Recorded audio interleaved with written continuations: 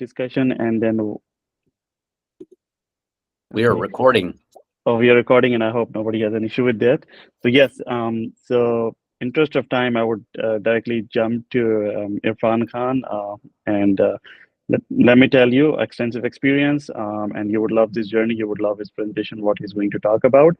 And one context, I would say that, this is a psychological safety environment, so feel free to ask any questions you have, okay? Whatever comes in mind, it is okay to ask, right? And then we can build something out of what your ask is, okay? So, Irfan Khan, over to you. All right, talk about pressure, right? 1 year anniversary, and then on top of everything else, we're dwelling into ethics of AI. So that's an interesting subject to have a conversation about. Team, first and foremost, allow me to make sure that I can share my screen. And I think, Drew, you'll be sharing the presentation with the group right after. Right, okay. So, for those of us who are familiar with the constructs of agility, you may be familiar with the term release engineer. I've had a unique and privileged experience to work in organizations, help them set up their IT infrastructure, as well as start working my way up towards, aligning the business and the technology together. And in that pursuit, it's been a very fulfilling journey thus far. The most critical element that caught my attention over the past 10 years was to make sure that we understand the authenticity of the sources that help us govern our organizations and make sure the alignment is intact. So you'll have a copy of the presentation, and you can go through my LinkedIn profile and other avenues. Feel free to reach out. One of my hobbies is to assist other authors and co-author books. So two of the books that I had the unique opportunity of publishing along with some of my mentors and mentees last year, one of them was the Book of Influence, and understanding the alignment that is needed in different industry verticals. So each chapter in the book kind of talks about the power of influence that you can use in an industry. So you have a lot of storytelling and case studies to kind of leverage in your spaces as the need may arise. The second one was an interesting one. This was really, really critical because it was really near to the heart. It was about trauma at the workplace. I had the unique opportunity of working with an executive that I was coaching at that point in time. And as the relationship is between a coach and a coachee, is that we just need to know how to pace ourselves, because sometimes the coachee starts leading and sometimes the coach needs to step in. So the roles are very much interchangeable and intertwined. This book was very close to our hearts because we'd all face some sort of ethical challenges in our workspaces. So before we can talk about GRC and the more advanced topics about ethics, let us first acknowledge that there are challenges that need to be overcome. And this book was kind of an inroad into that discussion that we are most likely going to have today. And some of my hobbies, I like to go sky jumping, as well as backpack road trips. So the picture on the right is a backpack road trip that literally spawned from a phone call conversation from my boss at that point in time. And she said, you have to take 3 weeks off. And I did not know what to do in those 3 weeks. So picked up my bags, went over to the airport, and I said, where can I get the tickets for? And on my way going through Turkey and the Silk Route at that point in time. So a little bit of a brief. And folks, you'll have to excuse me. I can't see everybody's faces or annotations. I'm hoping everybody can see the screen. Can somebody voice confirm that for me? Yes. Awesome. You can see the screen. All right.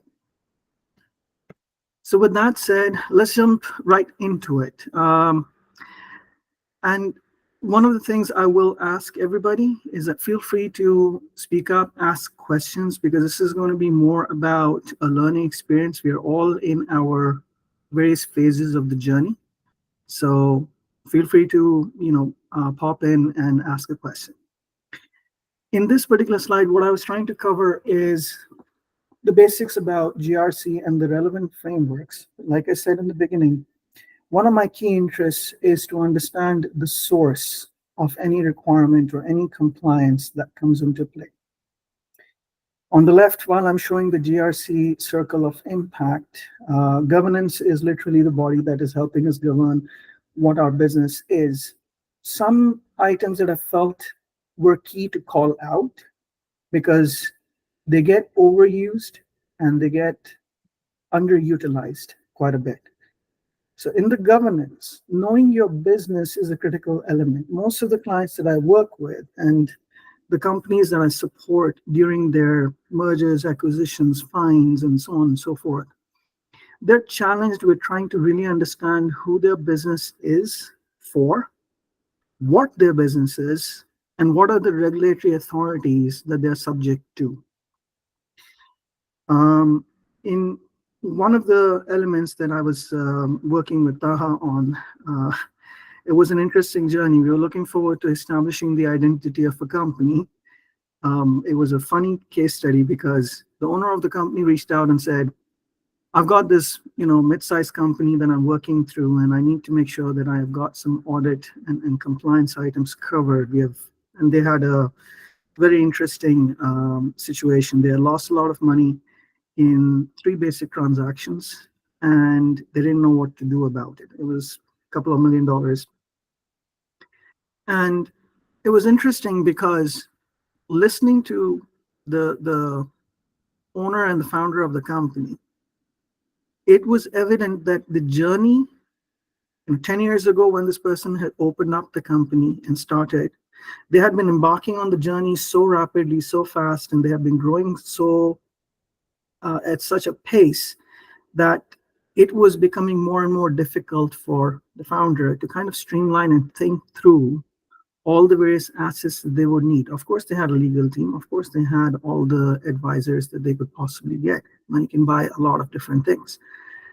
But forming synergies is definitely a very challenging concept.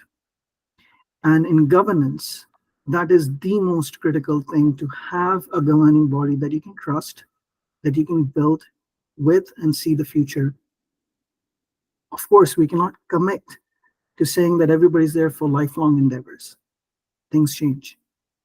But the 3 tenets that are absolutely critical are trust, transparency, and making sure that there is absolute alignment between the governing bodies. Now, how do we strive to do that? Some of the items that I've listed over here on the left, they will help guide that journey. Now, governance will establish the people. But what are the people trying to understand?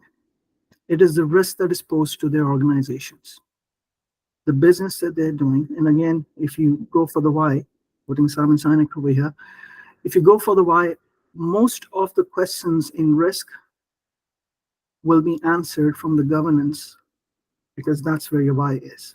So if that is done appropriately, knowing your business, knowing your customers, knowing your regulators, knowing your technology, and the will to upskill the people, that will help establish a governance model that will be geared for success to answer the more critical elements about risk. What is the risk that our business is facing? Where do we get that intelligence from? And since the market is such a moving target, how do we make sure that we are up to speed on the latest risks posed to and threats posed to our organizations? Now, along with that come the processes. The processes that you will utilize for understanding and handling the risk, they will help you establish your compliance aspects.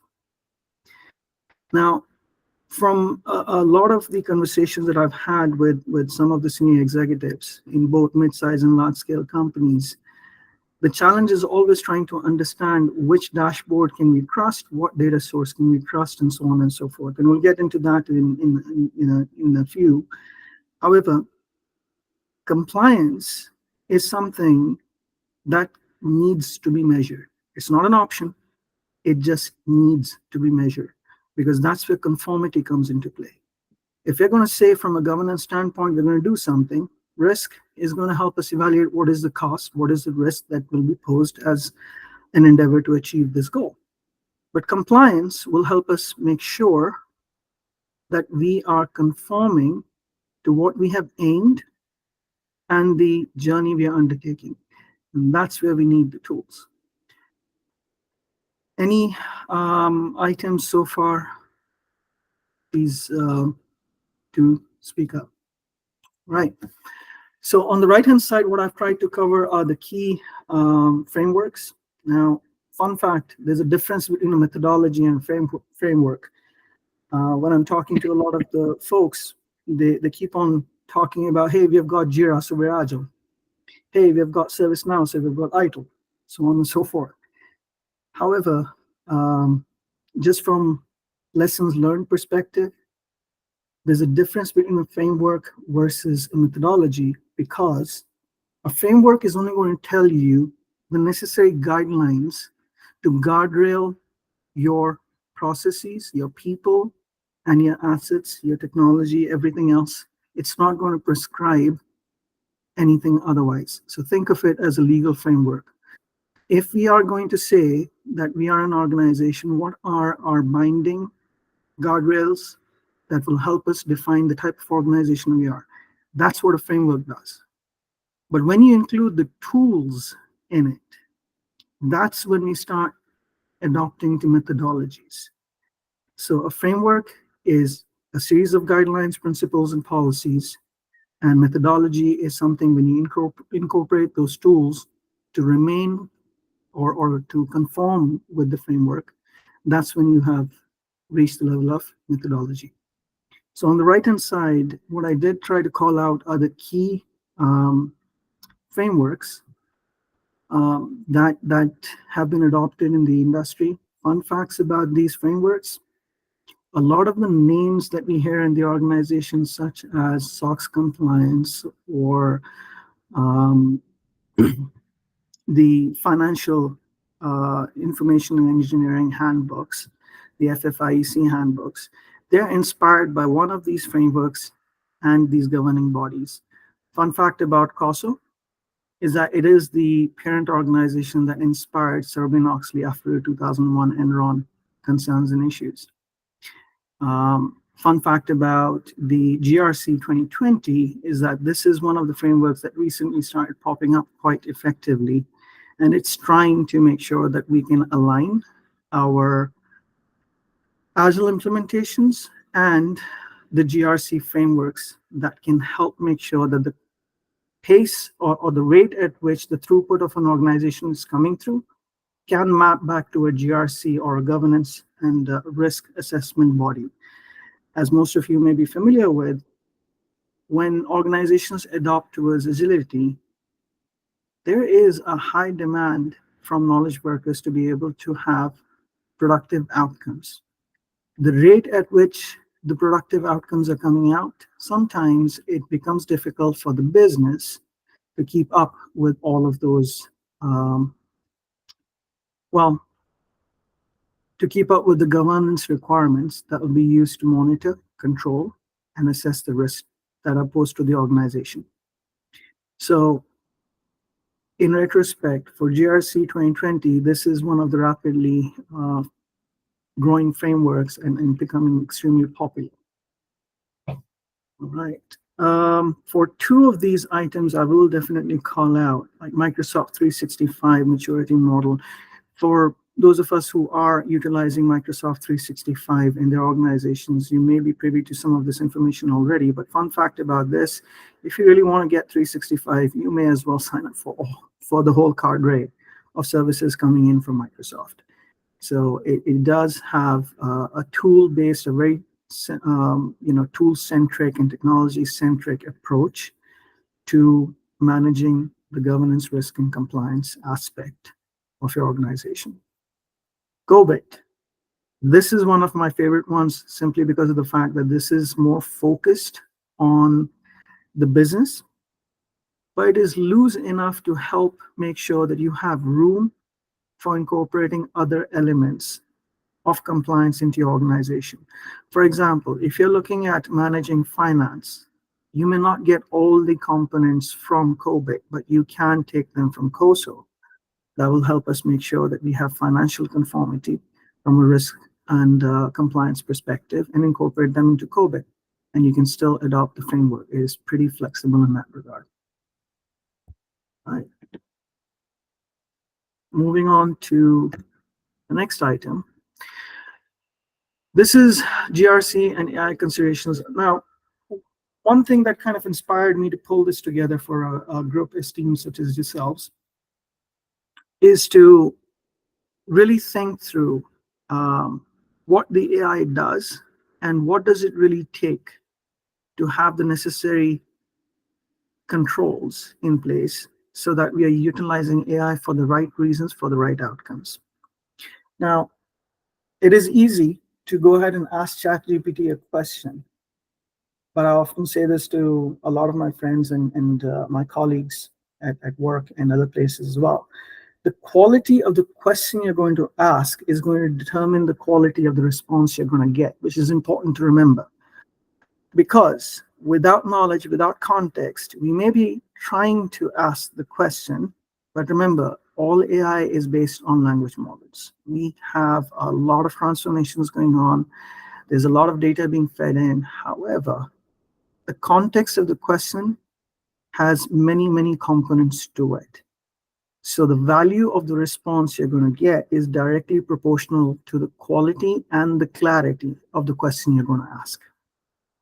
With that in mind, for some of the organizations that are looking forward to getting started with incorporating AI with their GRC controls, this is an approach that is rather working through for some of the organizations to really think about how they're going to incorporate AI within a controlled environment. Starting with the OKRs, and as you'll notice, it's a unidirectional circle.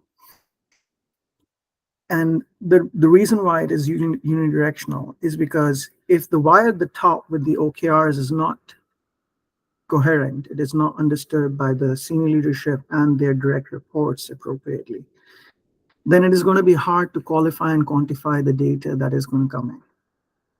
Why that is a problem? If you've been hearing terms such as app rationalization in your organizations, or you're hearing about asset centralization and logging, or you've been hearing about the data integrity concerns within the organization.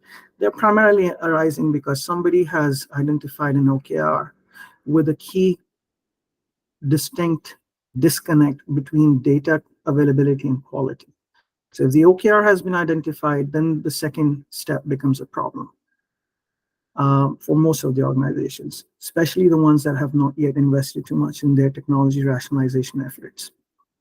Moving on, as you start looking into your data, 3 V's become important: volume, variety, and velocity. Volume is, how much data are you getting? Variety is how you're categorizing in data. And velocity is the rate of retention. How much data do you want to retain for how long?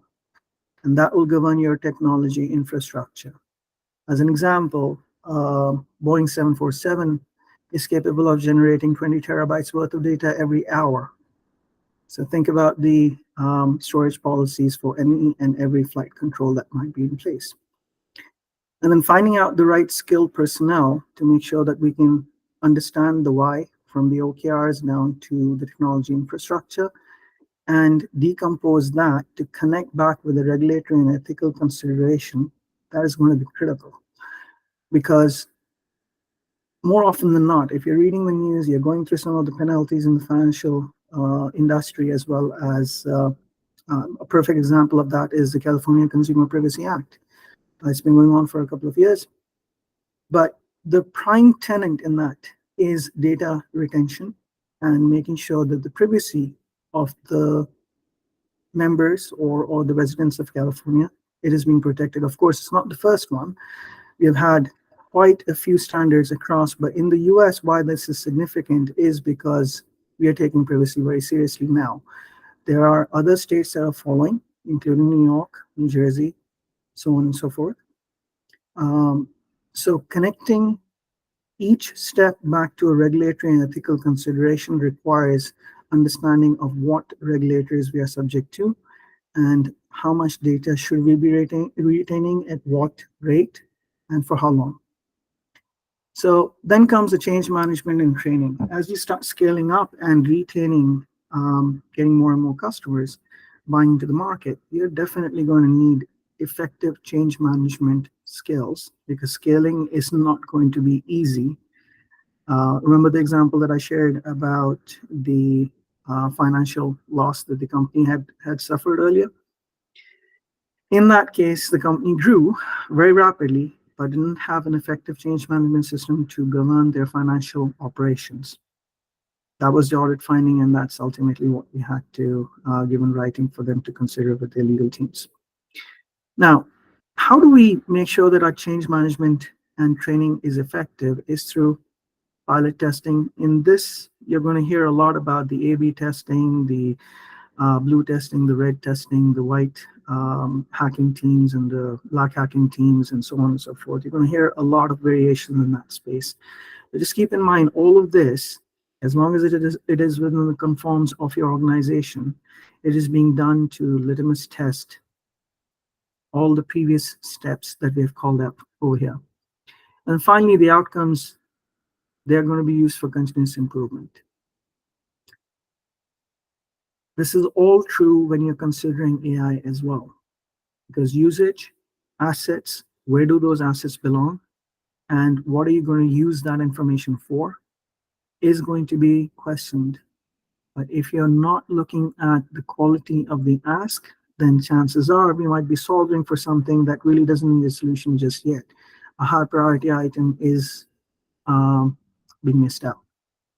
So with that in mind, on the right side, what I've called out are a couple of good case studies that I've had the opportunity to personally either work with or utilize in some of my clientele.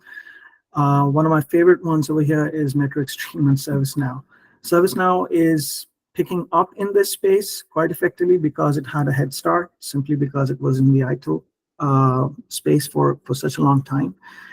The challenge is in some of these implementations is always about the second step right here, which is data availability and quality. If the processes are not streamlined, the legacy systems are not decommissioned effectively and appropriately, then you're most likely going to have a very interesting time to get any one of these tools to provide us the necessary GRC support that we need.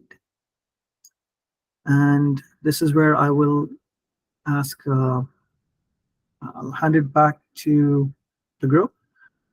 Please go ahead and ask questions. Sure.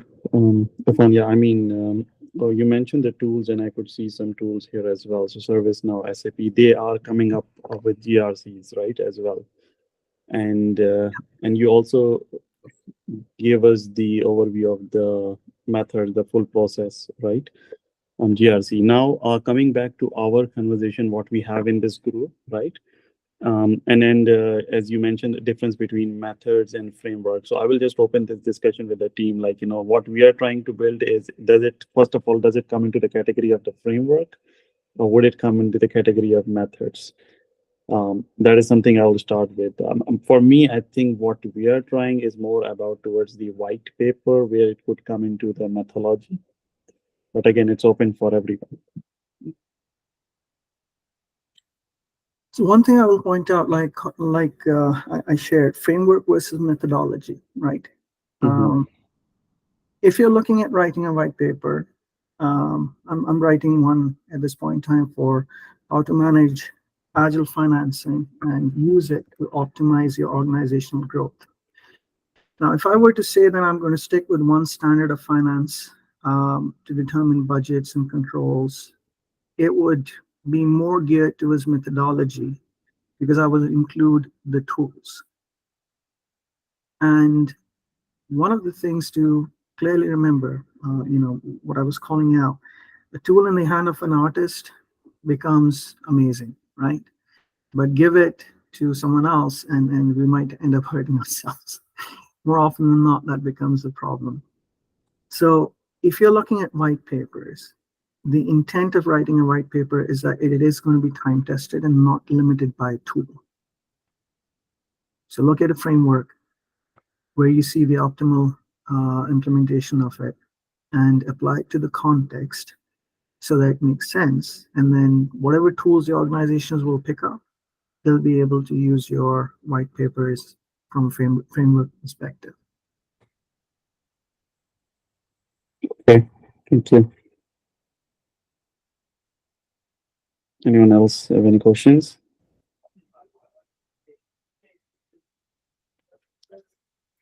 So, can you align this GRC concept around data intelligence tools? How would you align that? Can you elaborate a little bit more when you say data So, intelligence? if let's say my company bought a data intelligence tool which it want to implement, so how do you align this governance, risk, and compliance to those tools? So it was the last slide I had shared. Mm-hmm. You would have to understand your why about what objectives and key results you're striving towards. Mm-hmm. That will help guide the tool's implementation, right? So it is very common, some of the organizations that I've had the opportunity to work with, they have picked up already on a tool and said, this is one we're going to use. I was working with an organization and they picked up metric stream.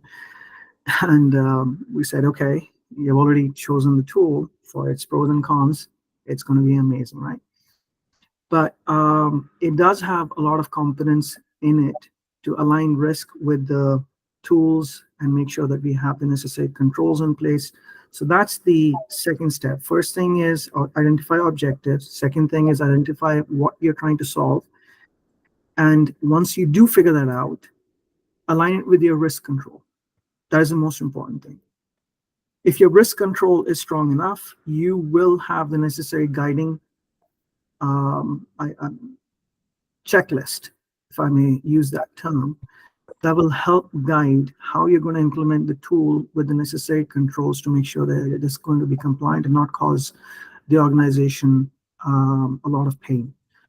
One of the organizations I was working with about 4 years ago, they were looking forward to implementing RBAC control or mitigating the risk of RBAC control.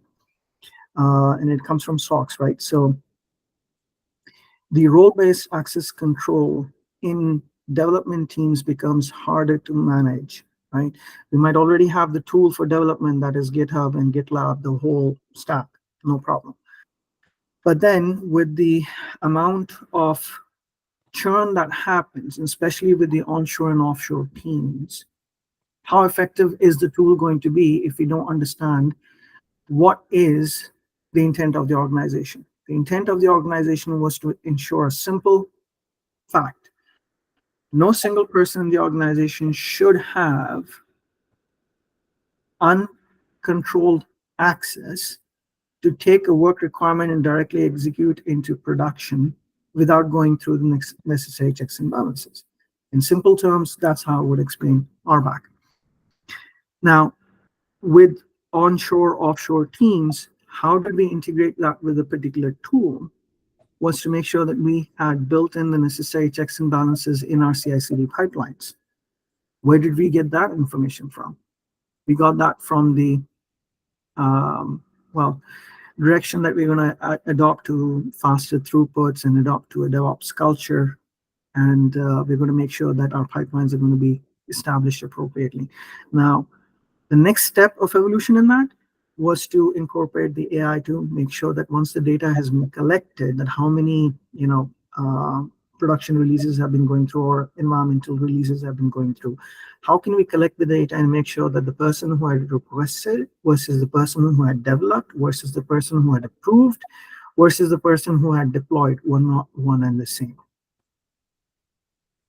right? And that's where we could use the AI construct to help check and balance. But that didn't take away the onus on the teams because we still had CAB meetings, change acceptance board meetings, right? And that was just to make sure that we ultimately are good stewards of our own processes. Remember the element I called out about the GRC? Compliance ensures conformity with what we said versus what we did, right? Mhm. And how are we evidencing that? So that's where your tooling comes into play. I hope that kind of helps. Yeah, that really explained. You really explained well. Thank you so much. Yeah. Appreciate that.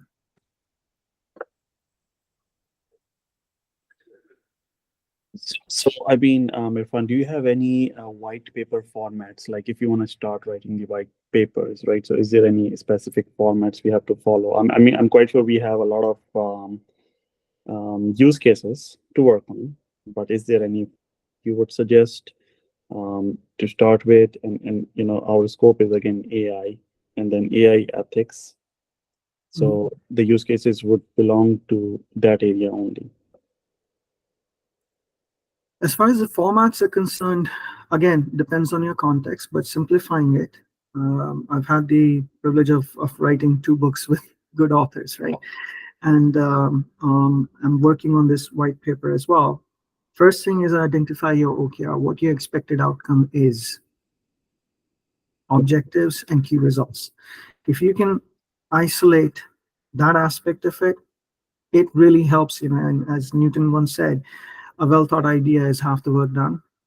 That's the idea. Pertinent diagram, you'll start identifying how much data you need to collect, because there are 3 phases to writing a white paper in general.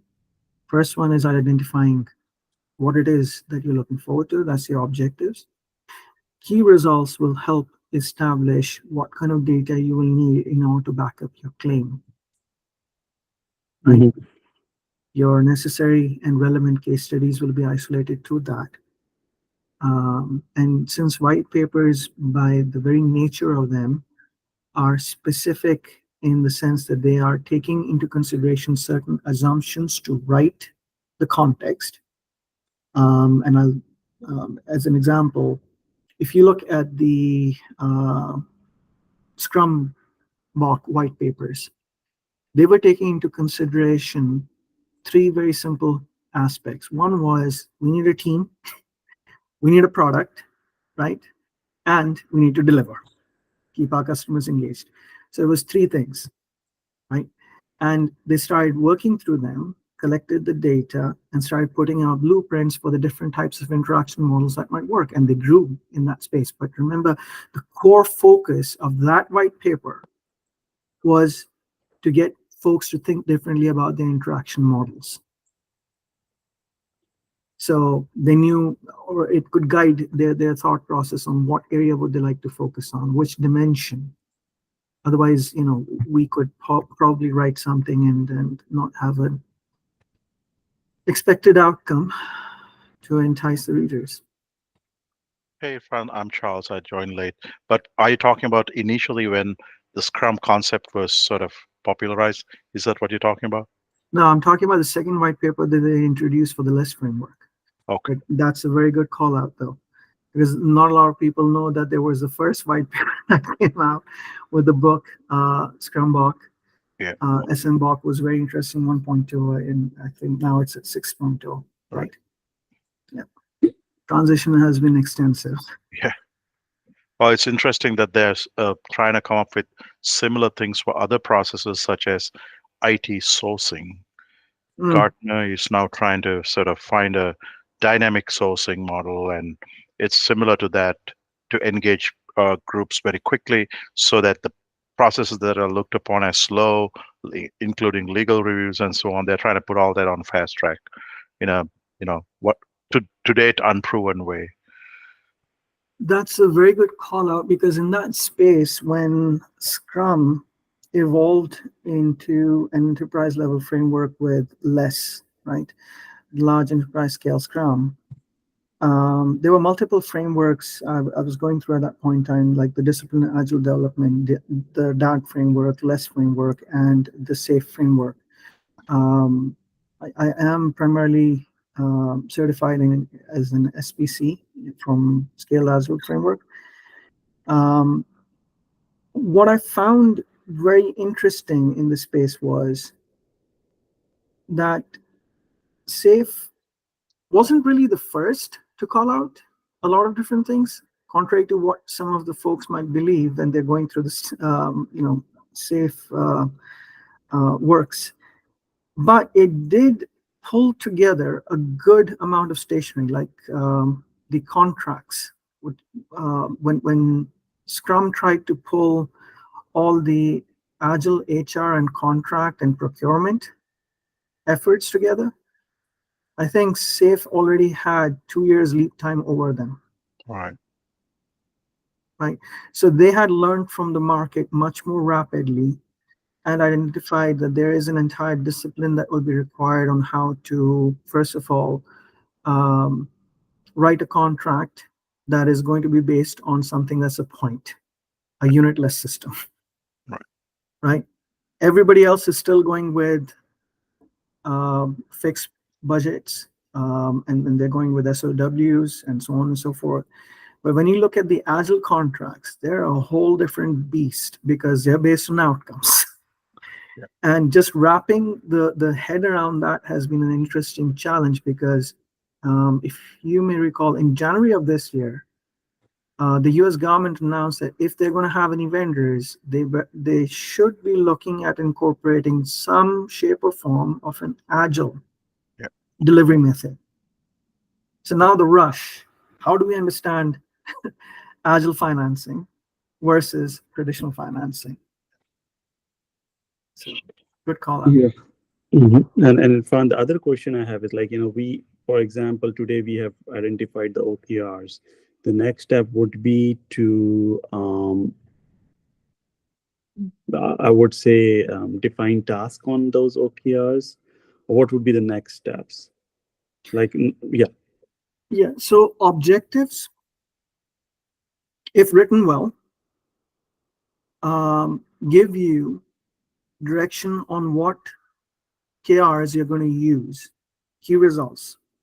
And Mhm. if they are written well, understood by the leadership team, as well as the one who's leading that effort, identifying that objective statement, then you have the leading guardrails to guide the next step.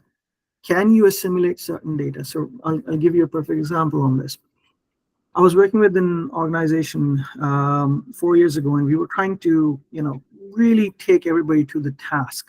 When somebody says, I've got 99% availability of my infrastructure. Yeah. At the very top level, an executive comes in and says, I want to have 99% availability of my infrastructure. Awesome. Not a problem. Now, how do you measure that and say it is truly 99%? You'll be surprised. We found out that it said 99%, but then the KRIs were so loose, we couldn't figure out how they were measuring the availability. It was literally, they were looking at, production deployments and saying, well, the throughput is high, so I'm able to deploy a whole lot more code into production, so I must be good. Said, well, hold on. Let's apply the thought process here. If you said 99%, how much does that translate into infrastructure time of unavailability?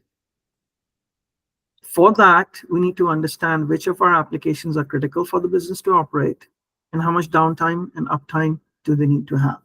Do we have that data? We do not. So remember the second step I had called out after the OKRs is the data availability and the quality of the data.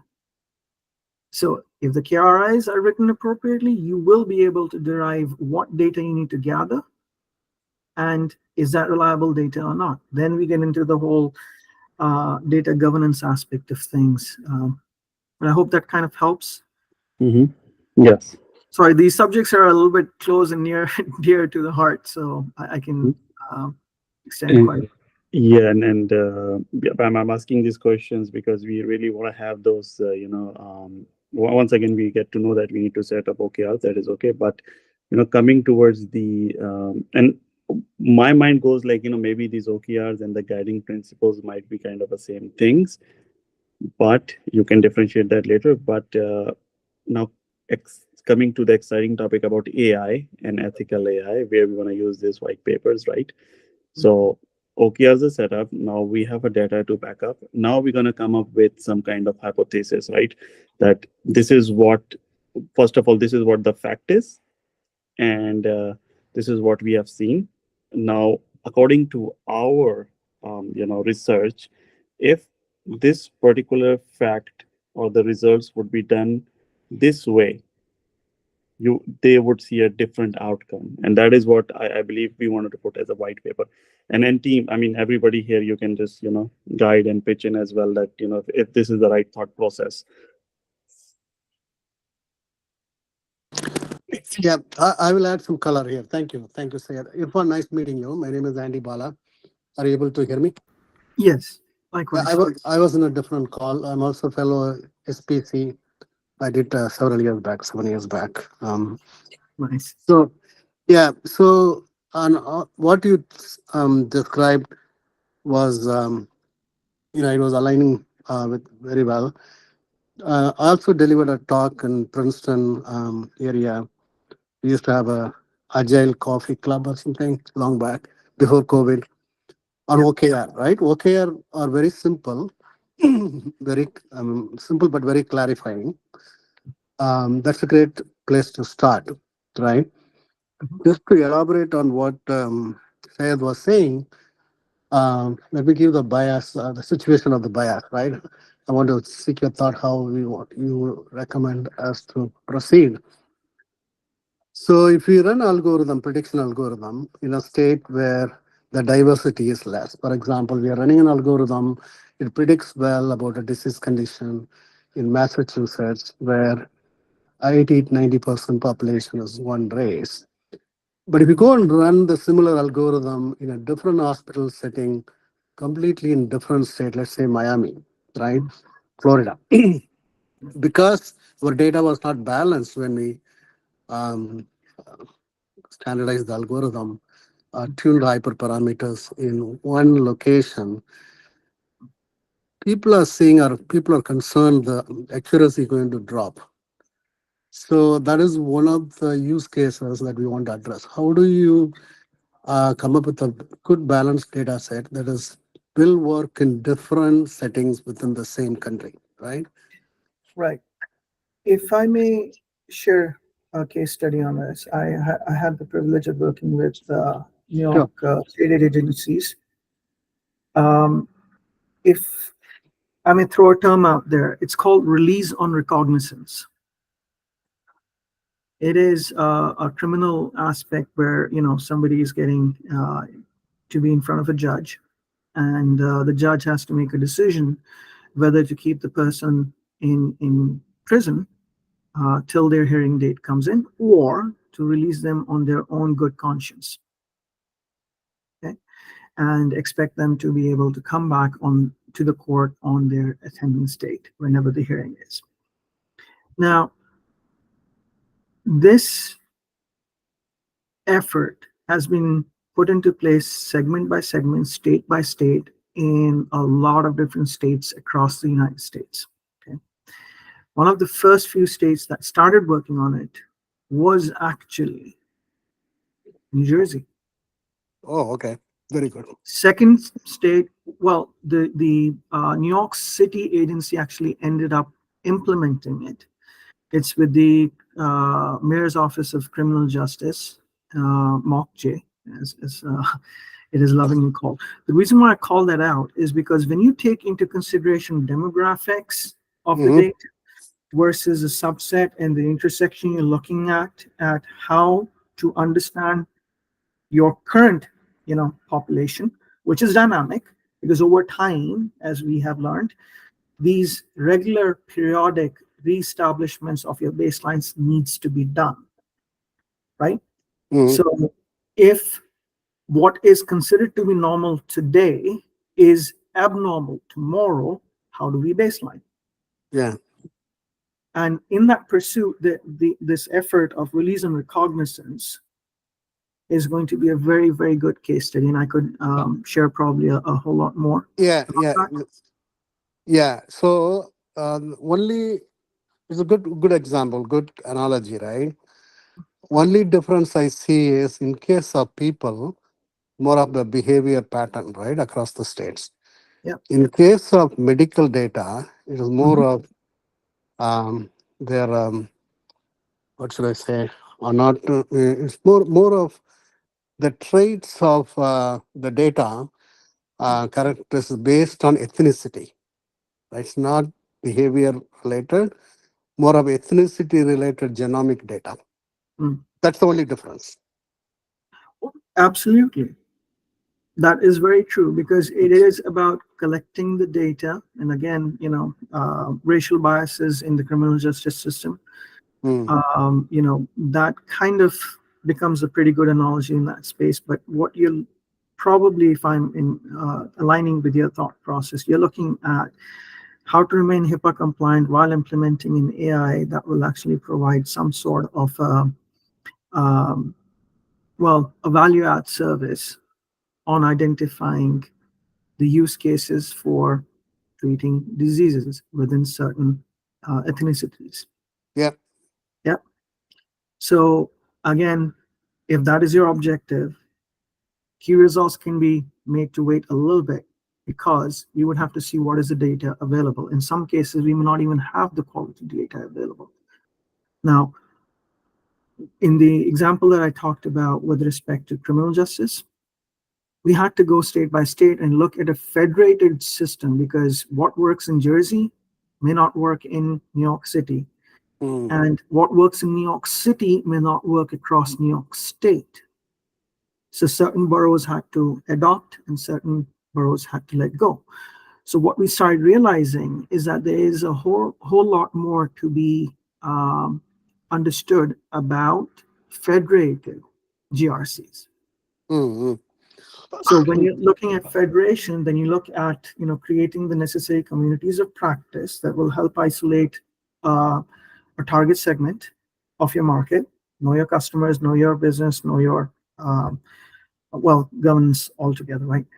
And when you start looking at that with the right personnel, and in this particular case, I would definitely say, medical professionals who do take, I think it's called endocrinology, into consideration, they'll be much, much helpful. Yeah, and just to change the topic a little bit, but change the topic, change the use case a little bit. On banking and financial services like Sangeeta, Syed, and all these folks are with more experience on this, right? At least we have plenty of data available, right? How do we, because that may be a first place to start getting a handle on how a balanced data set should look like, or how should we drive out bias and hallucinations. All that we can implement in finance or banking system, provided they're willing to share data, because the data, plenty of data is available, mountain of data available. There's not going to be a huge change from one region to another region. There are not factors like ethnicity that come into play. So yeah, any thoughts on that? In that particular aspect, you're talking about risk models and economic models. The best place to start for that is the OCC and the FFIEC, because they do ask a lot of banks for generating Basel reports and do the liquidity reporting and also the asset reporting for financial institutions. And what they do is basically yearly and periodically, every bank is issued a couple of scenarios by the federal government. The regulatory body issues a scenario. Hey, in case of this particular unforeseen circumstance, what do you think should be happening? So it poses that question to different institutions, different banks, and we'll get the responses and start aggregating and try to come up with some sort of a model that will help the economy sustain itself should such a trial come up. And this becomes a very good input for all the economists, and to ensure the sustainability of a nation. And nation is also an organization. So, yeah, thank you. So is Sangeeta, is anyone able to comment? Do you have access to those reports? I'm not from the domain. I'm asking them. No, we don't have access to those reports, but I do know that they get the CFPB, CCPA, and GDPR reports. Yeah, eventually, yeah. In banking, then they would also be looking at the 1071s and the Dodd-Frank's reports and the yearly FFIEC compliance certifications. Because no SOX bank in the compliance. US can, if you need the FDIC, plaque on your branch, you need to have the FDIC compliance. And one of the moves that happened last year, or I think 2 years ago, was that the US government legislated we need to have signing authorities in the US. So before, when you had the foreign, signers of compliance, that is no longer acceptable in the US anymore. That was one big change that happened. The other one that has come about is the bank classifications. So you've got the GISB, you've got the DISB, which is globally significantly impacting banks. There are 9 of them at this 20, I think, of them in total. Then domestic, they're going to be based on region by region, depending upon the asset value. And then last year, we had the Silicon Valley Bank fiasco and the Signature Bank. And about 4 weeks ago, you might have heard about the Republic First case study. It was literally just shut down by the feds. They stood up and shut the whole thing down. This compliance aspect is becoming a very serious subject, 100%. But I think we're 4 minutes over. I've taken up a lot of your time. It's been fantastic, Irfan. Thank you. I haven't wanted to interrupt because of the quality of the discussion and your thought leadership. Yeah, we are past the top of the hour, and we're starting to lose people. There may be people who are willing or can stay on. Unfortunately, I'm not one. But I know the way we typically work is digest the information here, and obviously we're looking to build a roadmap for ourselves for how to start to share our point of view as AI practitioners. And I think you've given us a lot to think about here. Perhaps we can talk offline about how to involve you in this process if you're interested in and continue the momentum. Before we, so anyway, the line will stay open for sure. But given that we're at the top and some people may continue to leave, I just wanted to thank you and open it up for any other comments while we're still together. Yeah, thank you, Irfan. I joined a bit late. I had multiple conferences going same time. But main point I'm asking, Drew, is this recorded? I'm going to share the recording. It is. I did record this one. Okay, Yep. Thank you. Yeah, I'll take a look at the recording, review that. In case of questions, we'll reach out. If from your time availability standpoint, if you can make yourself available, maybe 30 minutes whenever next month, probably as a group we'll come back and request your insights. Yeah, I think that sounds right, Andy. Yeah. Thank you, Irfan. Thank you. Thank you. Thank you so much. All right. Well, I'm going to drop off. I guess there we go. Okay. Mhm. Well, I hope everyone has a good day. It's Yeah. nice to see you. So it's a very, very informative, very knowledgeable person. Yeah, for sure. We Right. would love to have him again. I can see why, Mhm. why Syed recommended him. Mhm.